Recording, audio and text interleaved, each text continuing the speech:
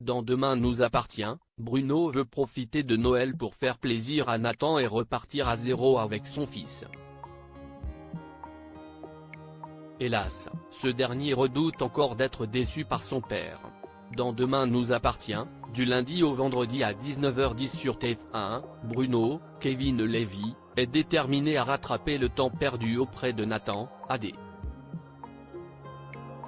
Après son détour par la case prison, le père veut profiter des fêtes de fin d'année pour renouer avec son fiston. Pour ce faire, une grande surprise est organisée pour le jeune homme.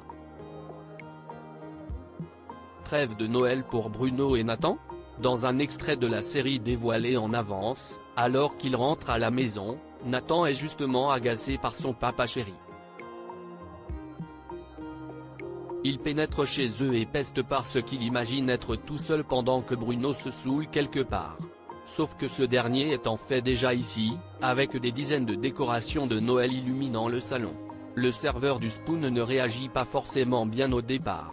Tout d'abord, il est trop tôt pour se souhaiter joyeux Noël. D'après lui. De plus, tous ces ornements lui rappellent son job au marché.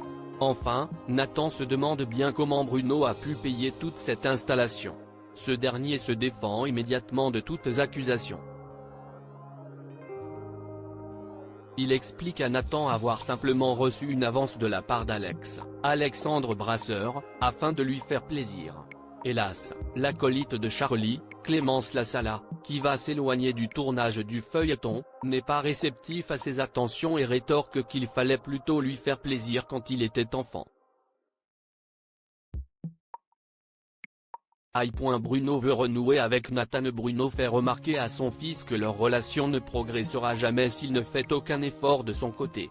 Nathan lui rappelle que la priorité est de dépenser leur argent pour payer le loyer et leurs factures.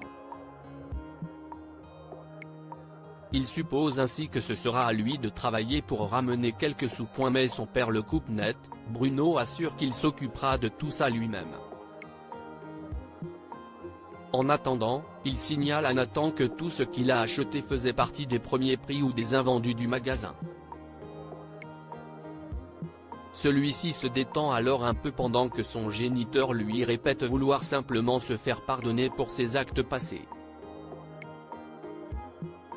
Une vraie réconciliation est-elle proche ?